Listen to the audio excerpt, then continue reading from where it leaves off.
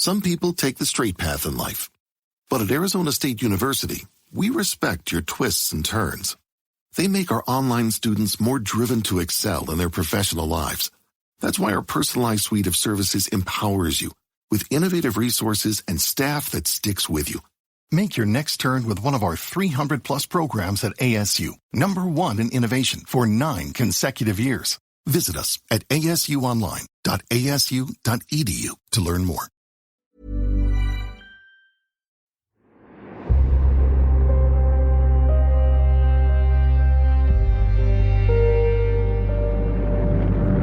Pilot to Bombardier. Your ship. Bombardier to pilot. Roger. Bombardier to crew. Bombay doors open. Pilot to radio operator. Camera on. Bombs away. We are going to win the war, and we are going to win the peace that follows. Welcome to the Mighty 8th podcast with me, Johan Tasker, and military historian Mike Peters. In this episode, we've come to Parham Airfield Museum in Suffolk in the east of England. And this is an airfield museum which was Station 153 Framlingham, and it's dedicated to the 390th Bomb Group, although the 95th Bomb Group was here initially for a couple of months in 1943. Mike, we're standing outside the control tower. It's a slightly windy October day, but it's wonderfully restored, isn't it? It's amazing, and the volunteers here have done a great job on Parham, as they say here, not Parham or Parham, as an American might say. But as you say, it's a windy old day in October in rural Suffolk, and yet the volunteers are here when we arrive, painting the railings and preserving the place and working to maintain the memory of the 390th and all the other aviators who flew from here. It's a really evocative place, and it's probably, in the top 3, I think, bomb group museums in East Anglia, without a doubt. We won't ask what the other two of your top 3 are. We'll go to those. But, but I'm sure we'll visit them. In this episode, Mike, we're going to talk about, this airfield. This would have been home at its peak to 4 squadrons of B17 Flying Fortresses. And what we're going to talk about in this episode is how do you get all of those planes at its peak, about 72 B-17s, how do you get all of those planes from the ground into the air, into a fighting force ready to go on the bombing mission? Yeah, we are, and the first thing I'm going to say to you is 72 is the absolute peak of the strength here at Parham, Framlingham. I mean, they're not all going to be flying. A number of them are going to be damaged and under repair. Some of them are going to be under deep servicing in the T2 hangars that have been maintained, etc. So the paper strength is not what's going to take to the air, and usually a third of the strength is not going to be flying. It's going to be maintained or under repair, or on some pretty dark days, shot down and not coming back and need to be replaced. So there's all that pulse to the airfield. We're going to talk about the anatomy of a mission. Those aircraft don't just all suddenly appear in the sky. That mission's got to be formatted. The target's got to be selected, the intelligence, the Met forecast, the weather, how does that affect it, the crewing of the aircraft, the bomb loads, the fuel, all of that's got to be choreographed together to get those lined up on the airfield, crewed, fueled, bombed, ready to go, into the air, going to the right place at the right time to meet one of the other 100 plus bomb groups that are scattered around East Anglia going out towards their target. Right, let's go in and find out how it was done.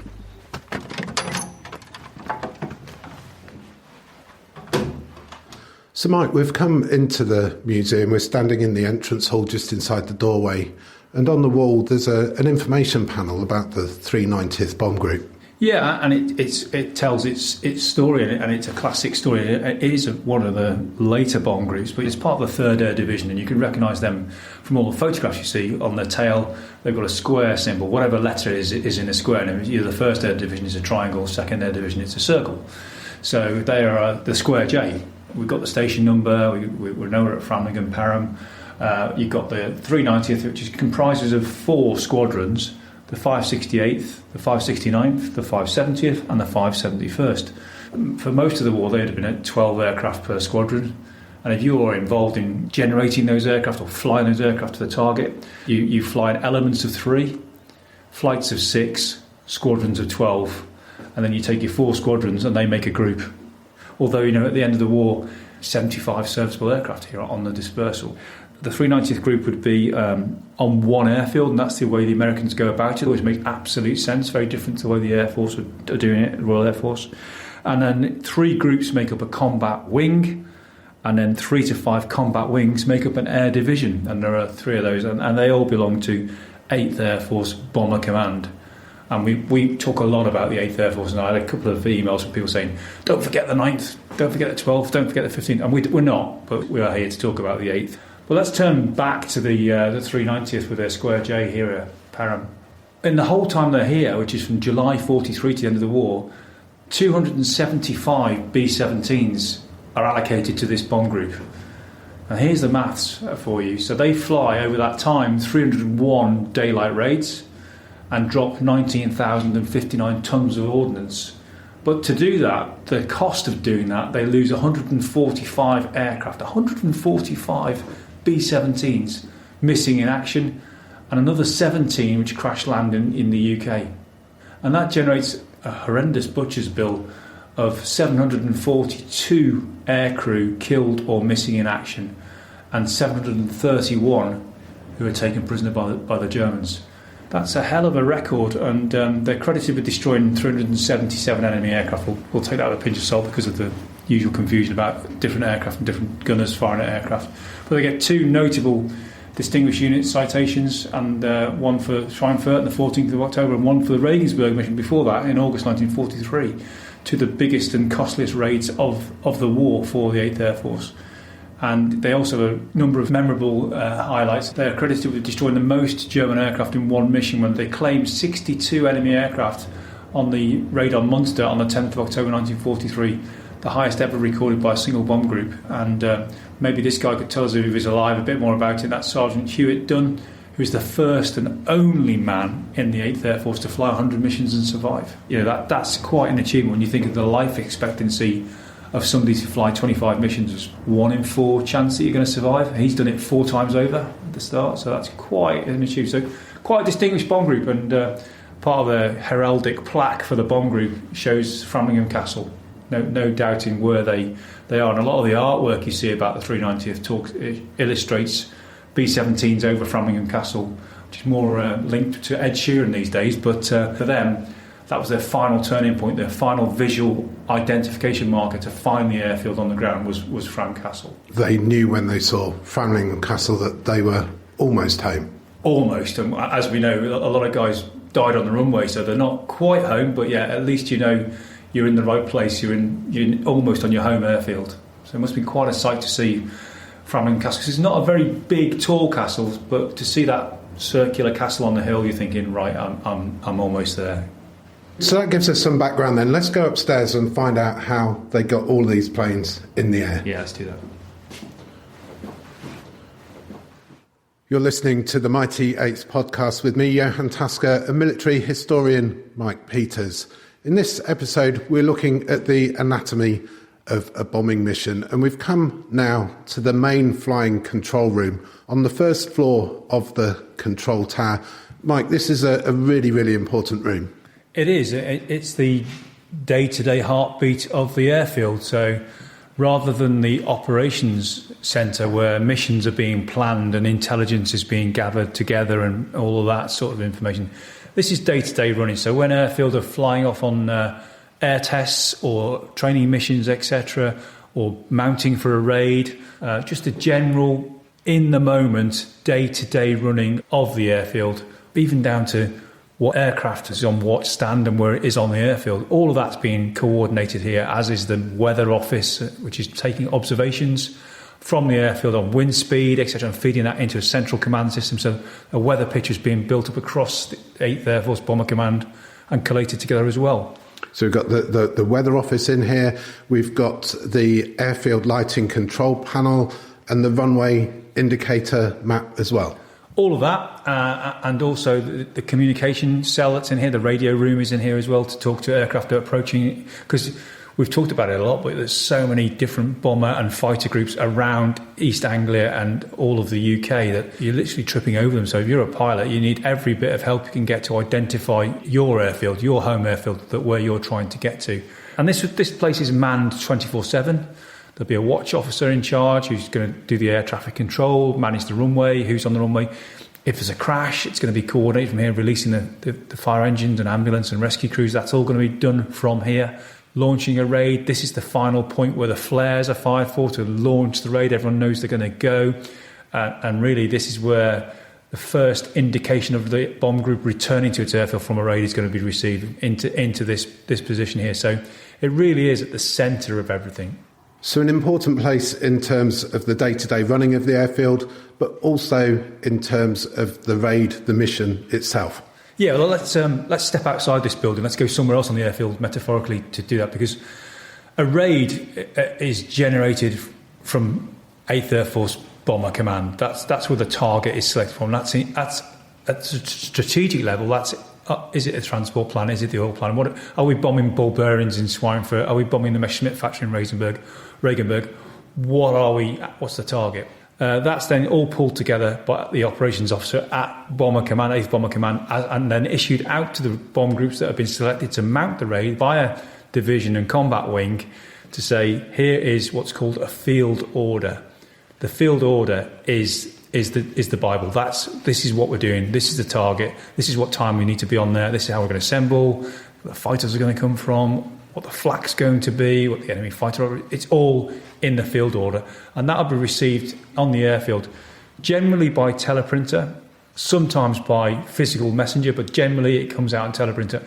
Usually 36, 24 hours before a normal mission. I nearly said routine. There's nothing routine about these. So that comes into the operations centre. The commanding officer is summoned straight away. We've got a field order.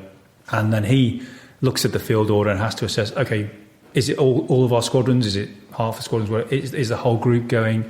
What does that mean? Immediately, and different bomb groups do it different ways, a red flag goes up, red lights go on in the bar and all these different places, and an indication goes out to the squadrons, a warning order, field order received, no one goes out to London or Ipswich or wherever they're going to go. Everyone's gated. Supposedly, if you're flying, no drinking. So everyone knows straight away something's going to happen. So it's a lockdown situation. Yes, it is a lockdown situation because suddenly the normal routine training tempo of the station switches to operational focus, mission in the pipeline. So once the mission is on, and the initial warning order's gone out, everybody knows it's going to happen. Attention rapidly focuses on accelerating the generation of more aircraft. So the mechanics, the spares, are all focused on the aircraft that can be got ready to go on the mission. In the operations centre, the commanding officer is going to delegate his tasks. The intelligence section, they will go into secure area and pull out the target pack. They're held in a central store. Everyone's got the same photographs, maps, intelligence briefs, etc. They're being updated all the time. That'll have the flak plan on, the route they're going to take, etc. will be decided by that. What's around the target, what's en route, etc. The weather forecast at the home stations. What's the forecast in transit to the target, the times predicted. What's the forecast over the target? Because if you've got no visibility, particularly early in the war, you need to be able to see the target to hit it accurately. And the big thing about daylight precision bombing is it's supposed to be precision bombing. So you need to see the target with your Norden bomb sight to be able to hit it. And then you also need to know that the weather is viable on the way back and that there is good weather over the airfields for people to land after the mission. Then what is the target? What is the bomb load? What kind of bombs are we going to use on the target? Is it a mix or one type? Are we bombing submarine pens, which are all concrete? Are we bombing factory buildings? So that needs to be worked into the plan. A lot of people might be oblivious. You hear lots of stories about aircrew who are away on leave in London or wherever, and they have a little code on the phone, on the landline, where they phone up and say, is the baseball game on tomorrow? And the squadron or the ops officer will say, yeah, there's a game tomorrow, you need to come back. So they know, veiled speech as we used to call it, so they know they've got to be back for the raid. So there's an expectancy. People know it's on. And once the field order has been digested by the ops room, it will come here as well into the airfield control tower, because they know how many squadrons are flying, what order they're taking off. So it's been decided by the operations cell what order the squadrons are going to fly, who's going to form what position in what combat box, and where that combat box in the air sits in the big plan of the air divisional plan, where you're going to meet up with your wing, with your division, and where you fit in the plan. And then you've got to work your time back. How long is that flying transit? How long does it take to assemble? how long does it take to get to the rendezvous point to meet up with the other bomb groups and the wings and then to form into this big formation without burning too much fuel, because you want all that fuel as much as you can to get to the target and get back. So there's a lot of choreography to be done here, but it can't be done by the crews. They're just flying their aircraft. They get there from their briefing, they get the headings, the heights, etc. that they need to know, but the plan needs to be quite concrete by then as to how it's all going to work and what we're going to be. Meanwhile, the old ground crew, they've got their jobs to do. The armourers are preparing the bombs. The weapons guys are sorting out the machine guns, the ammunition. The gunners are taking a close interest in all of that, what's happening there. The navigators are going to navigators briefings in the operations room. The lead navigators for each squadron, they know what's going on. But the majority of crew, and certainly the ground crew, have no idea what the target is. But if you've been around for a few missions, you can work out by the fuel load that how far it possibly it's going to be. So the crew chiefs out on the hard standings are working their mechanics, and they are going to ultimately generate a serviceable aircraft, hopefully. And then they'll want to know where does it need to be in the line of takeoff, because to build that formation in the air, you help yourself a lot by all taking off in the right sequence by squadron to form the group, and then within that by flight, and then within elements. So are you number 1 in the takeoff line, or are you number 12? And that can be done by ground taxi, and it's not always done by the air crew. Crew chiefs can ground taxi the aircraft, can do that. So they're going to do it. So everyone's working flat out to generate a serviceable B-17 or B-24 with the right fuel, with the right ammunition, with all serviceable guns, with the right bomb load, and with the oxygen system working, with everything as optimum state as it could possibly be to give that crew a fighting chance of achieving their aim. But the crews still don't know where they're going. So the red light's on, everybody's focused on the mission. The crews at this stage still don't know where they're going, but they know that something's afoot. They know that they're going to be going somewhere. They're going to be in the barracks, writing letters, probably with a hint that something's happening, and then they're going to go to bed. Yeah, they are, and some quite vivid accounts of this where guys talk about they know something's afoot because the military police have suddenly appeared outside the operations room and the briefing room, and red flag, red light in the bar, you're not supposed to drink, etc. And generally that means a really early start. So there's a lot of sorting out your own personal affairs. Some guys are just ignoring it, playing music, having a chat, etc. Some guys don't sleep. Other guys are writing letters. Especially guys right at the start are asking lots of nervous questions, but others are not talking about it. And you've got to try and get some sleep, because flying at altitude is tiring. Flying is generally tiring. So if you've got any sense, you've got to try and sleep. One of the fantastic things about Parham Air Museum is that there's an actual Nissen Hut here with reconstructed living quarters inside, where we can go and see exactly where the aircrew slept. Let's go and have a look.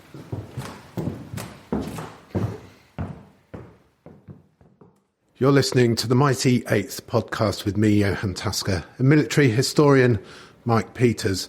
We've come now into what is an original barrack hut from the 571st Squadron area, which has been donated to the museum by John Gray of Moat Farm. And this was moved and then assembled here by volunteers, and it's the recreation of the living quarters for the aircrew that would have been stationed here, and I thoroughly recommend. I mean, Mike, this is fantastic, isn't it? Anybody that comes here cannot fail to be wowed by this. They've done a really, really good job.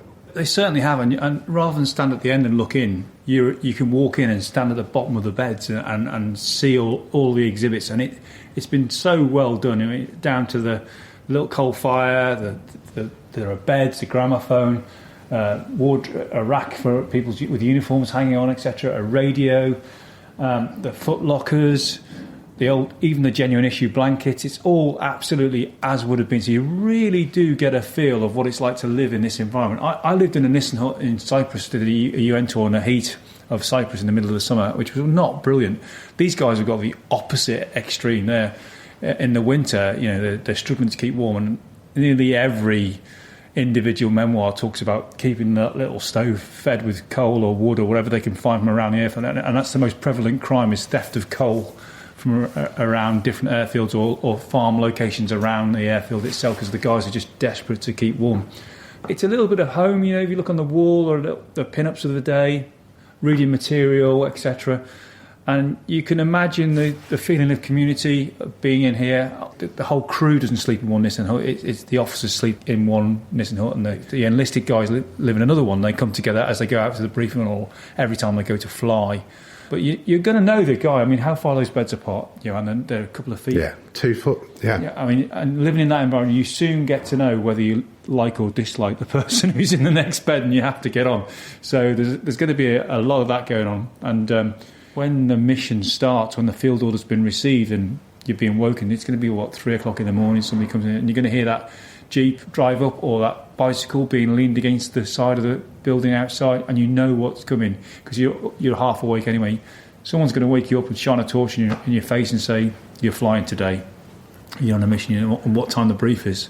The reason for 3 o'clock in the morning is because you've got to get ready, you've got to start getting ready 5 hours before takeoff. Yeah, depending on the target and the distance to the target and what time the target's going to be hit, and of course the weather. There's a window of opportunities for you to do the raid, and everyone who's planned it, who's been in the operations centre, those people who are from the commanding officer down, who are involved in planning the raid, they've worked back from 0 hour when takeoff is and when time on target is, and then you work back from takeoff again. It's what time do you need to brief the crews? So what time do they need to feed? What time do they need to be woken up? All the way back to that point, and the point of that plan, the spear point of that plan, is the guy coming through the door, waking you up and telling you you're on. And if we walk down to the other end of the Nissen Hut, we've got a sort of a washroom area, showers, sink, much as it would have been. Very much, yeah. And it's another great bit of accurate history done by the 390th Museum. It's so good. And there's a couple of photographs here, and it's pretty rudimentary, isn't it? It's pretty agricultural. I mean, you'd recognise that.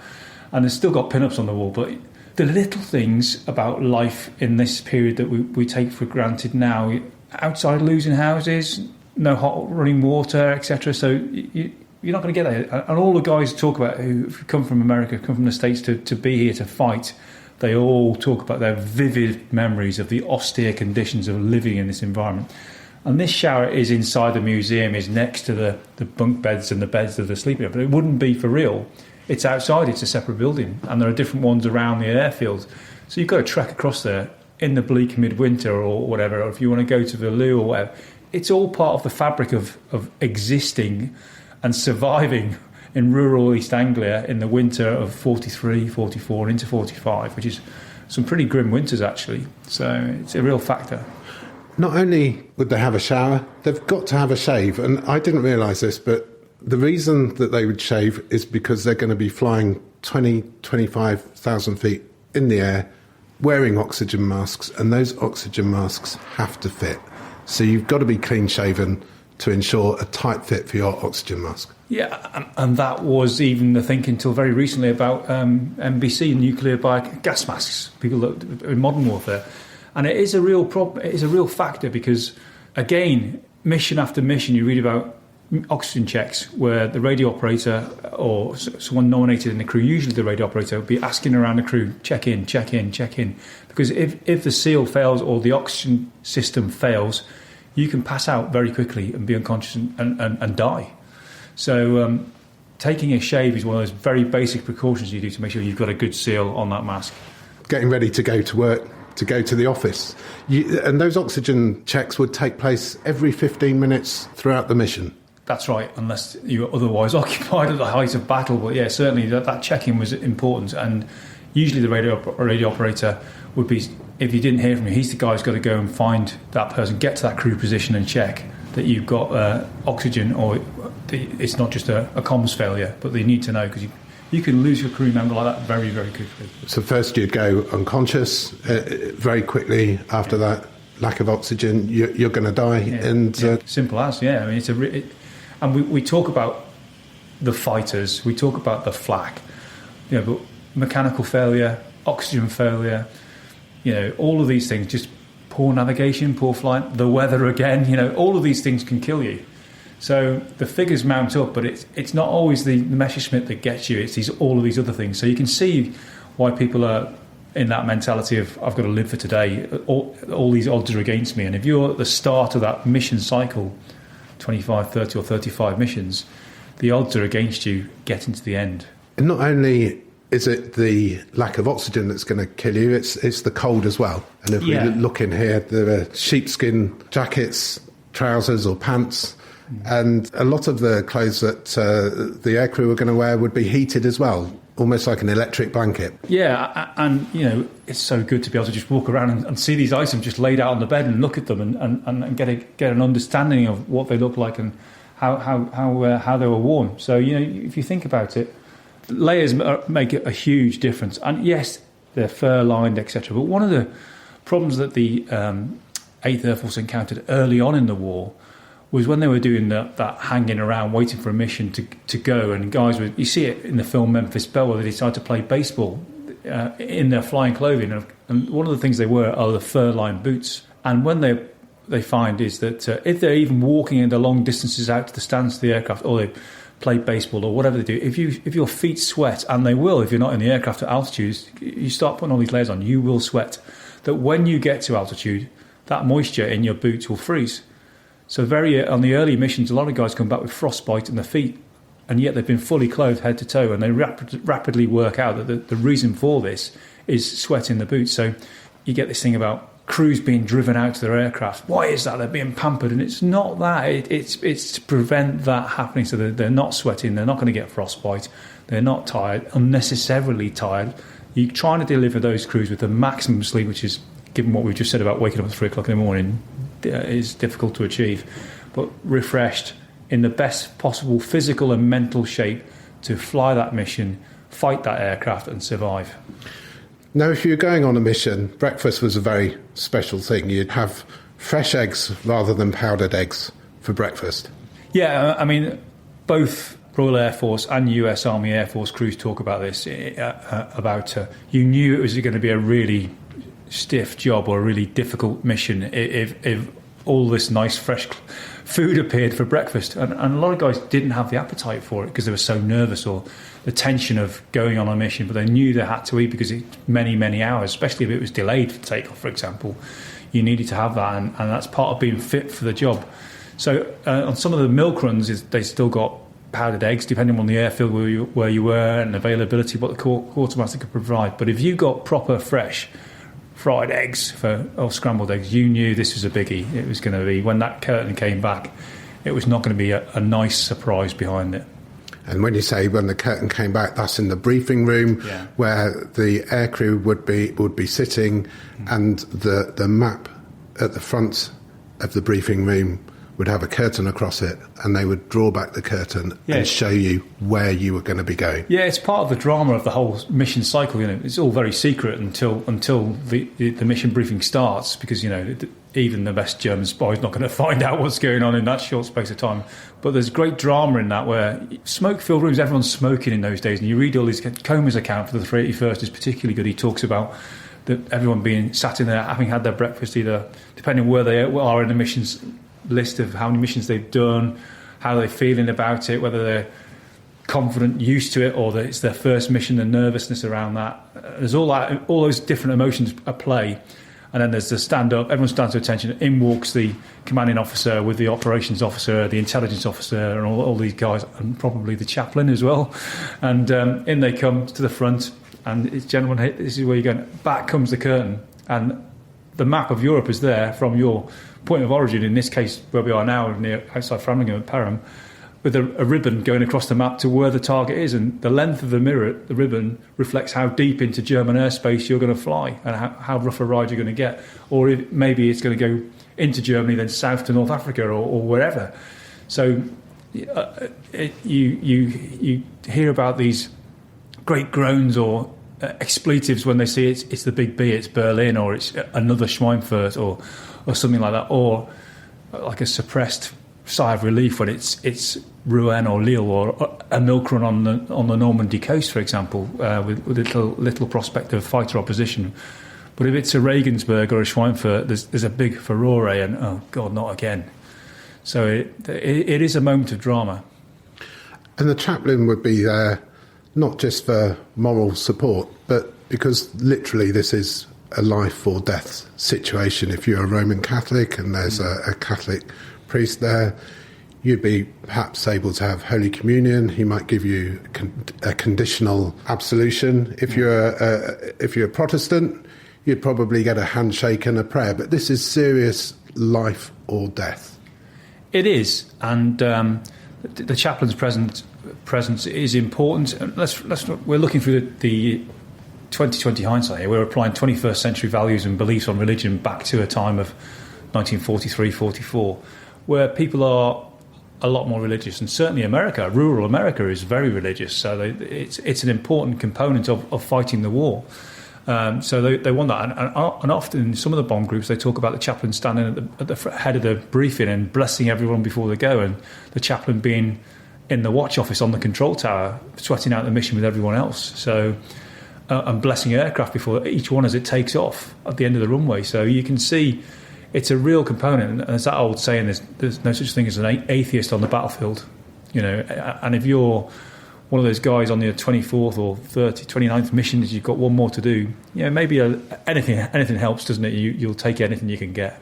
Mike, we're going to come back into the barracks area a little later on, but for now, let's go up to the watchtower and take a look across the airfield and see what would have been happening.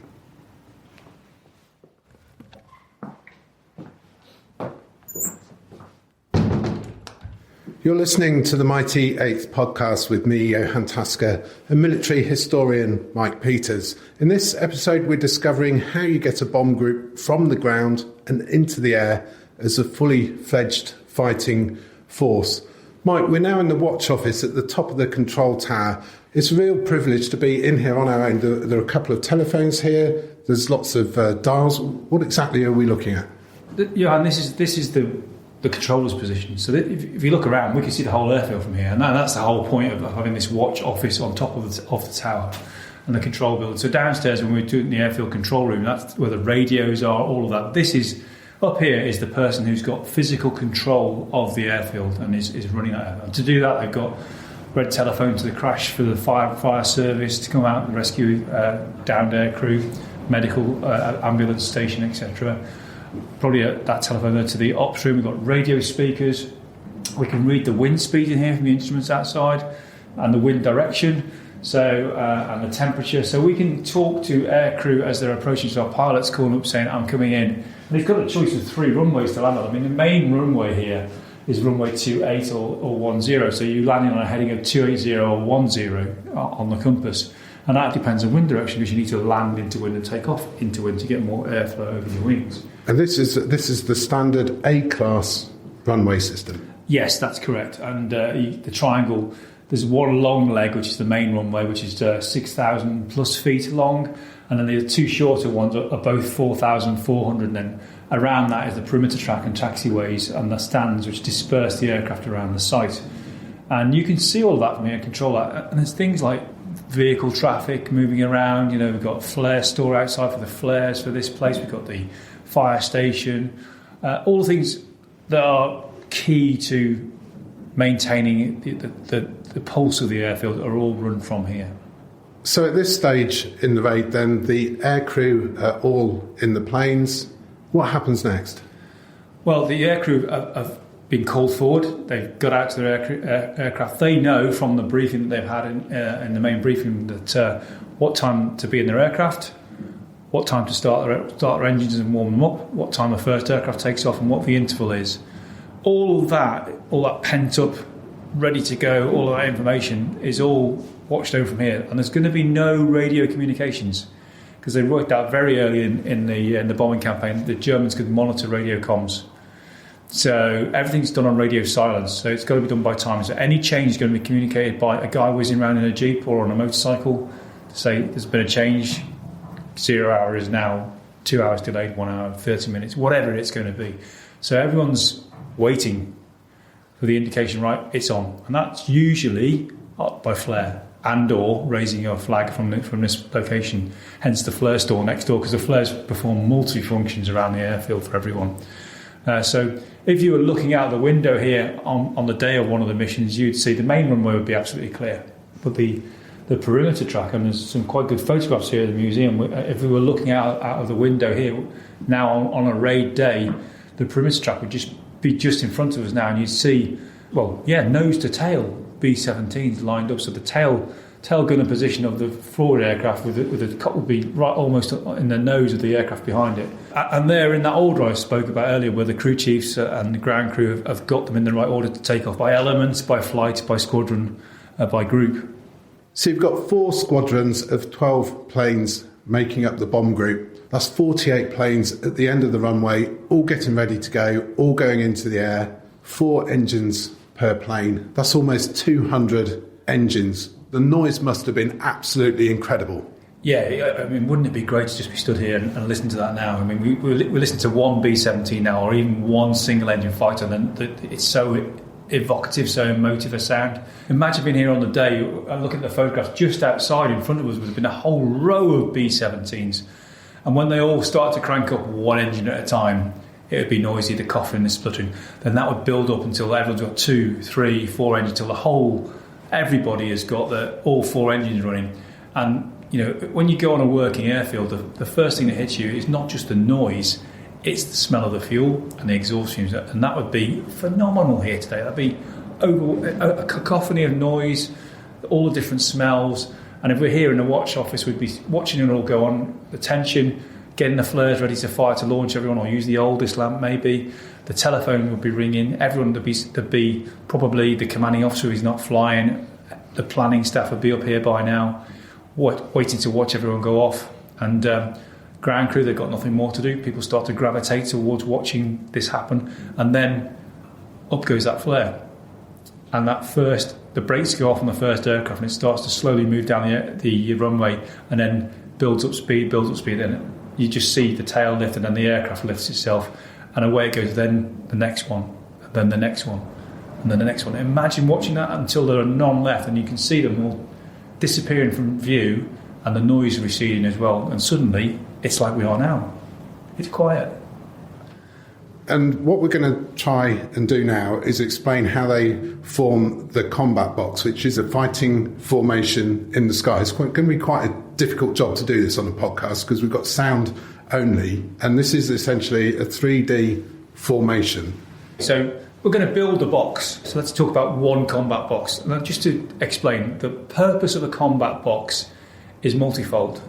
The first point is that the aircraft fly in formation and mutually support each other. So the Flying Fortress and the Liberator are all designed with so many weapons, so that as they fly together, the more the merrier. So that if you get a formation together of 12 aircraft, all of their guns can overlap and they can support each other. So a fighter flying into the formation, attacking one bomber, is being fired back at by 10 or 11 or even 12 bombers if they get it right in the box. It's also important over the target, because when you get there, you want precision bombing is what we're about over the 8th Air Force. So the tighter the box, the closer the aircraft are together at the point of release when they drop the bombs, the tighter the fall of the bombs will be, and the target area will be much, much reduced, so the bombs don't scatter uselessly and miss the target. So it's a really key part of 8th Air Force doctrine is how they go about their business. But to build that box, it's quite an art, and that's why they spend so much time flying around UK, flying in formation and practicing how you do that, because you're trying to fly hundreds of multi-engined aircraft in close formation, as close as you physically can, safely without crashing into each other, and maintain that formation against the wind, the weather, flak, enemy fighters. So it's something you can't just do off the cuff. You've got to practice, and they do that. So a green light or a green flare will go up and the first plane will take off. And as it's doing that, the next plane will follow. So whatever the interval has been set by the briefing, having done all that work now, the interval is how quickly can we get everyone into the air so that they're in the circuit over the airfield, so they can assemble over the airfield as a squadron and then fly off to join the combat box. So let's just say, for argument's sake, it's 1 minute intervals. So first B-17 rolls off, the lead aircraft mission leader sets off, then a minute later another one, and they all go because they're already in the right order. So in theory, they should all arrive at the assembly point in the right order. That doesn't always happen, particularly with poor visibility. People get out of sequence. So that's where aircraft numbers and things like tail numbers and bomb group emblems really do come in as visual reference for that, because we're not talking on the radio because there's radio silence. So they're flying off. Each airfield has a three-dimensional box of airspace above it, which is its control zone. And they can assemble in that area, or they can go off towards the big assembly area and assemble over a reference point and do that. Once the formation leader is satisfied, and he's got to do it by a certain time, he's got everyone, or as many as he's going to get, into his formation, he then heads off to the next assembly area. And you might see an assembly ship there, which is a very, very brightly painted aircraft, which is not going on the mission, but is there at the right point with a good navigator flying around, so everyone goes, that's the assembly ship for our group. We know that because ours is white with red dots, or yellow with green stripes, or whatever it is. So we know where we should be in relation to other people. So you're looking left, right, up and above, and you see the tail letters on. I think that's my group. Yeah, and you've all got to formate on each other and get into those boxes. So one combat box. Then you've got to fly off from there more towards the target and join up with the other combat boxes that make up the group, that make up the wing, that make up the division. And you're going to have low, medium, high. Everyone needs to know where they are. And you've practiced this till the cows come home. The only variable for you as a bomb group is, where are you in the big formation? Are you the tail, the front, low, middle or high? Where are you in that formation? And that's given to you in the field order. So you fly to where you need to be. Weather's good, visibility's good. It's a difficult task as it is, but imagine doing it in low cloud, mist, rain or whatever. It's quite a challenging thing to do. And it was challenging, wasn't it? Easier to do when the weather's good, but not so easy when it's foggy, when there's low cloud, and when there are a lot of other planes trying to do the same thing. And there were collisions, there were accidents. Yeah, there were numerous collisions, and a lot of casualties are taken in that period of formating, because it's a dodgy business. And we talked about rain and visibility and cloud. It's also wind, and all of this activity is burning fuel. And if you're on a long run mission, deep into Nazi Germany, you need every litre, every ounce of fuel you can milk out of that aircraft. So you don't want to be burning it, trying to formate and get it wrong, or trying to find the assembly ship. You want to get that right. It needs to be literally a drill so everyone knows what they're doing. And also in the cockpit, if we zoom in on the pilot and the co-pilot in the cockpit, they've got to match throttles and keep the engines working right, keep the aircraft in trim so it's not bobbing around in the formation, because that affects other people. And you're getting the turbulence from other aircraft in front of you, and that can be quite unpleasant. That can be very dangerous as well. So you do need to be in the right place at the right time and capable of doing that. And the relationship between the two pilots is critical, because if one's flying the aircraft, the other one is matching the throttles and the turbochargers and keeping it all nice and even and steady, and as little variation as possible, because otherwise it just becomes a vicious circle. You're doing that all the time, and you're, again, expending fuel needlessly. But the thing is that the weather is as important at this stage as it is over the target. Of course, the primary aim is to drop bombs accurately, and you need clear visibility to do that. But if you're going to drop bombs accurately, you need to be in a box. If you're going to drop bombs without being interfered with by the enemy, you need to be in a box. So the cornerstone of American thinking of this is, we've got a Flying Fortress, we've got the Liberator, it's armed to the teeth. It's not carrying as big a bomb load as a Lancaster, but it's going to get there. And the reason it's going to get there is because before the days of fighter escort, it's the mutually supported tight box, a forest of fire, an absolute porcupine of machine guns. And you see the German after-action reviews where they say, where is the weak spot on these formations? And you're flying into hundreds of machine guns, a bomb group of 4 squadrons or 3 squadrons. It's got hundreds of machine guns. So if you're a German pilot, you need to know what you're about. And the other thing about combat boxes is you read all of the accounts of the German pilots flying alongside these formations out of range for quite some time, studying the layout of the formation. And what they're looking for is a weak spot. They're looking for that squadron or that bomb group that's not very tight in its formation, or that aircraft that's damaged and is disrupting a formation. They're looking for a gap. Almost like a cavalryman trying to charge a square of infantry. You're looking for a gap that you can break in. Or In some cases, they say they could spot a new group because the formation wasn't as tight. So it really is critical to success. So that's the combat box formed, the planes are away. What's going on back at the airfield? Well, it's a funny period, isn't it? Because everyone's done all that they can. The guys have gone off, they're off to their muster point. I suppose there's a little bit of initial tension thinking any aircraft are going to turn back because there are reserve aircraft. So some aircraft are going to come back.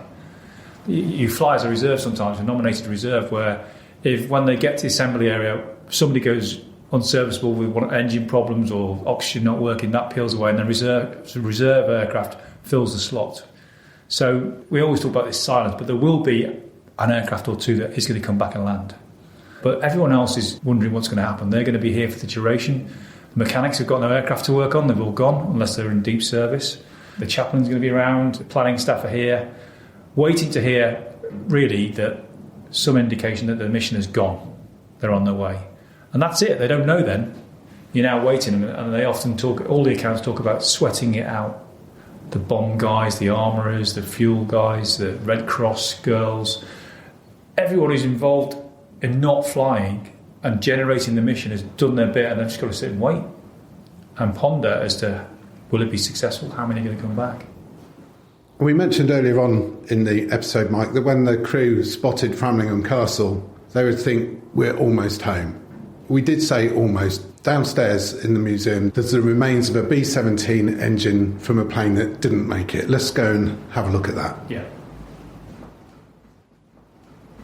Mike, in front of us is a very mangled engine from a B17 Flying Fortress, which almost but not quite made it home. Yeah, and if ever you wanted a tangible piece of archaeology that really tells you the story, I mean, look at this engine. It's a battered engine. The propeller blades are bent back and twisted, and it's the remnants of Captain Hutchinson's aircraft. And this story is on the 21st of February 1944, and Hutchinson is flying with his crew and an extra person because there's 11 people on his aircraft. He's got a Sergeant Cregan on board who's a photographer, and he's on board specifically to photograph the crew's reaction to completing their 25th mission. So they're on their way back from a milk run over northern France, going back to their home airfield, which is Great Ashfield. They're over Norfolk, and the eyewitness accounts talk about undercast, so low cloud, and they're trying to descend through the cloud to get down to an altitude to land. And Hutchinson is the centre aircraft. He's the element lead of the 3 aircraft which make up the element. So 3 aircraft going into the undercast, and 2 come out. So as 2 of the 3 aircraft emerge from the undercast out of the cloud, they can see each other. They're still in a very tight formation. The right-hand aircraft is missing, Lieutenant Pease, and in the left-hand aircraft, the account says that they could see Hutchinson had taken a cigar out of his pocket and was celebrating completion of 25 missions. There's been no fighters, very light flak. They're over Norfolk. They're on the home leg, and everything's fine and dandy. And he's thinking, "I've made it." At that point, the tragedy occurs where Lieutenant Pease's aircraft comes storming through the cloud at full power and crashes into Hutchinson's aircraft. And both aircraft takes the tail off Pease's aircraft. His aircraft goes spiral into the ground, and Hutchinson's aircraft goes straight down after him. 21 aircrew, all killed in one single incident.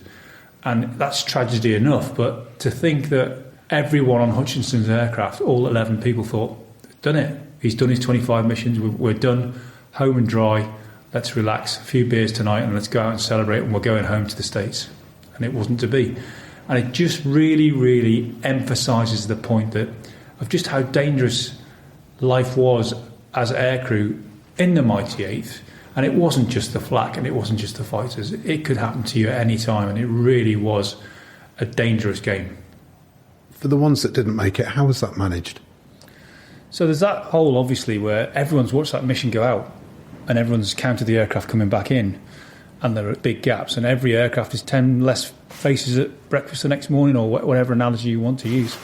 But that has to be dealt with, and dealt with quickly, because there could be another mission tomorrow and the next day, and the loss of so many people, it has a real impact on morale. So there's lots of banter about this sort of thing at the time, where when new guys arrive, they say, what size shirt are you? If you don't make it, I'm going to have your stuff. Or what size boots are you? But if a crew is confirmed as killed in action and is not coming back, then their bed space and their personal effects need to be cleared away quickly.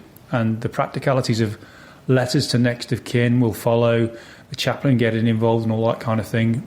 If they've been killed in a crash, obviously there's a burial. But even so, their effects are going to be sent back. So somebody, usually one of the clerical staff, one of the ground officers would come in here and take away any personal effects, pictures off the wall, and they would sanitise their stuff, because these guys have been having a good time in their downtime, living as much of a life as they can. So the last thing you want to do is send home something that's going to really upset the family. Personal photographs, personal letters, etc., having been checked over, would be repatriated back to the family. And the rest of it needs to be cleared away for the new guy who's arriving probably that night or the next day to take that bed space. So it's quite a difficult thing to do, but it's done for good reason, because, as I say, it's the reality of war and life has to go on. And the last thing you want to be is that new waste gunner or that new navigator arriving that night by truck from the local railway station and being told, there's your bed space, and finding the human trace or footprint of the previous occupant there. So it's very important as a management of morale and operational output, as they would call it, to make sure that this is done quickly, sympathetically and robustly. And in the aftermath, the chaplain can write his letter, the commanding officer can write a letter back to the family, and the stuff can be packaged up and sent back. Now, no visit to Parham Air Museum would be complete without a visit to the Chapel of Remembrance. Jennie Smith, you're the archivist here at Parham. What we're looking at here is a very special project for you, Faces of the Fallen. Explain that to me. Well, when I first came here, there's a wall that has all the names of the boys that were killed in action. But I wanted to know what they looked like, and I wanted people to see actually how young they were. And I call them my boys because they were boys. So I have spent the last 5-6 years researching every single one who was killed in action. And if I could find a picture, we've done a montage of over 300 of the faces. And it's quite moving when you see people looking at it, because they obviously see how young they were. It is moving, isn't it? There's a story there behind each of those faces. Yes, and I try and find out that story. So I try and find their draft record and the missing aircrew report, which tells me what happened to the plane. And the draft records are actually really interesting, because on the back page you get how tall they were, what colour their eyes were, what colour their hair was, if they've got any distinguishing marks. So that again gives you a mental picture of what they were like. How long did it take you to do? Well, when I started off, my project wasn't to do this. It was to just research the boys. But as I was researching them and found all the records, the idea of this came into my head. So I've been researching them probably for 7 years maybe. And in touch with the families back home in America? If I can. I find a lot on sort of Ancestry and Facebook and things, and if I can reach out to them, sometimes they'll send me photographs, or they'll ask if I can find out what actually happened to their grandfather or father, and if I can help, I will. And for those who did come back, we've got a veterans wall here as well. We have, yes. So if any veteran of the 8th Air Force comes back, we ask them to sign the wall. And they had a reunion here, I can't remember what year, but that's where a lot of the names were. The latest name is right over in the corner, and it's a Harold Gary. He served in the American Navy, but his brother flew from here. And he came here a few months ago to see where his brother flew from, because his brother was killed in 1944. And Harold came to see where his brother had flown from, and he was 101, but he wanted to make it here, and he did. So we've got Harold on the veterans wall and his brother on your Faces of the Fallen montage. Yeah, there's Harold, that little... Yeah, he signed on the 4th of June, 22, Harold Gary. Yeah. Jennie, thank you. Pleasure. So, Mike, that just about wraps up our visit to Parham Air Museum. A fantastic place. What a great time. I thoroughly recommend it to anybody who wants to know a bit more about the 8th Air Force in general, or the 390th. It's certainly, as I said at the start, one of my favourites, and there's lots to see here. And, you can spend a whole day here and still not see it all. And they all have something special, don't they? All of these museums, they all have a unique story to tell in their own way. Yes, they do, and it's down to these volunteers who really bring it to life. And today we've had such a good time talking to the volunteers here, and we've seen the mundane thing about preservation, them painting the tower and keeping things up to get it through the winter, to get it ready for another season in April when it opens again. What a dedicated bunch they are, and as are all of these bomb group museums. And I thoroughly recommend them. I go out to one every Sunday, somewhere to go, and you always learn something. And it really is the human story that really brings it home to you, really, and they're all so well presented. The human story, indeed. Well, that's it for this episode of the Mighty 8th podcast with me, Johan Tasker, and military historian Mike Peters. Do subscribe to us wherever you listen to your podcasts, and do, if you can, leave us a 5-star review. It spreads the word and it makes it easier for other people to listen to us as well. But that's it for now. From Parham Air Museum in Suffolk, I'm Johan Tasker. Goodbye. I'm Mike Peters. Goodbye.